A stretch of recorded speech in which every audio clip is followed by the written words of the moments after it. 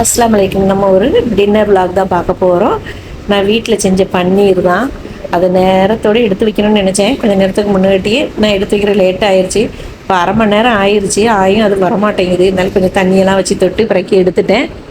எடுத்து ஓப்பன் பண்ணி இப்படி கட்ட மாதிரி தான் இருக்குது. இனி இதை கட் பண்ணுறதுக்குள்ள இங்கே பாருங்கள் எப்படியெல்லாம் ஆயிட்டுன்ட்டு சின்னாபின்னமாக செதஞ்ச மாதிரி செதஞ்சிருச்சு. அப்போ பாதி பீஸ் அப்படி கட்டின்னு மீதி பாதி என்னால் கட் பண்ண முடியலை. எடுத்து ரூம் டெம்பரேச்சருக்கு வரட்டும்ட்டு வச்சுட்டேன்னா அதுக்கப்புறம் நான் பன்னீர் பிரியாணிக்கு தேவையான காய்கறிகள் எல்லாம் கட் பண்ணி வச்சுருக்கேன். கேரட்டு, பீன்ஸு, உள்ளி, தக்காளி இதெல்லாம் மல்லியில் கருவேப்பிலை, புதினாக்கீரை எல்லாம் போட்டிருக்கேன். ஃபஸ்ட்டு ஒரு பாத்திரத்தில் எண்ணெய் ஊற்றிட்டு வத்தல் பொடி, மஞ்சள் பொடி, உப்பு அதை போட்டுட்டு இந்த கட் பண்ணி வச்சுருக்க பன்னீர் இருக்குல்ல அதை போட்டு அதில் நம்ம நல்லா வறுத்து எடுத்துக்கிடுதோம், ஃப்ரை பண்ணி எடுத்துக்கிடுதோம்.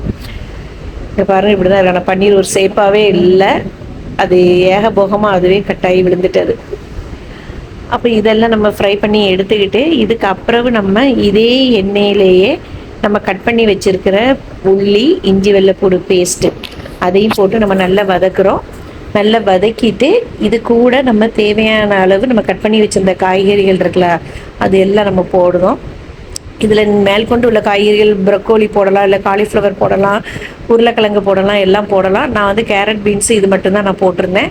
போட்டுட்டு இது வேகிறதுக்கு நம்ம தேவையான அளவு வத்தல் பொடி, மஞ்சள் பொடி, பிரியாணி மசாலா அதையும் போட்டுட்டு நல்லா கிண்டி கொடுக்குறோம். கருவேப்பிலையும் மல்லியிலையும் அதில் போட்டிருக்கேன், அது எடுக்கலை. அதையும் போட்டு நல்லா வதக்கி கொடுங்க. வதக்கி கொடுத்துட்டு தேவையான அளவு உப்பும் போட்டுக்கிடுங்க, தண்ணியும் தேவையான அளவு ஊற்றிக்கிடுங்க. ஏன்னா நாம் செய்ய போகிற சேமியா வந்தல வரகு சேமியா தான். அது வந்து ரொம்ப வந்து நம்ம தண்ணி ஊற்ற வேண்டாம். தண்ணி ஊற்றினா ரொம்ப குழஞ்சிரும்.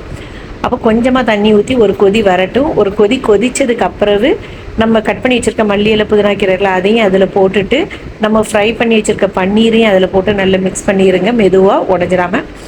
இதுக்கப்புறவு நம்ம சேமியாவையும் அதில் எடுத்து நம்ம ஒன்றா போட்டுட்டு நல்ல மெதுவாக மிக்ஸ் பண்ணி கொடுங்க. தீய சிம்மில் வச்சுக்கிடுங்க.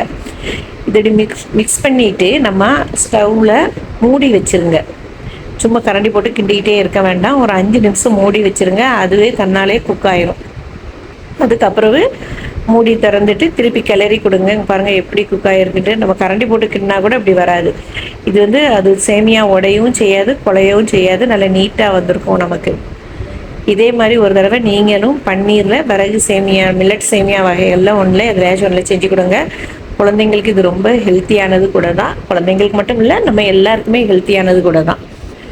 இன்றைக்கி எங்கள் வீட்டோட நைட்டு டின்னர் இன்றைக்கி இது தான்.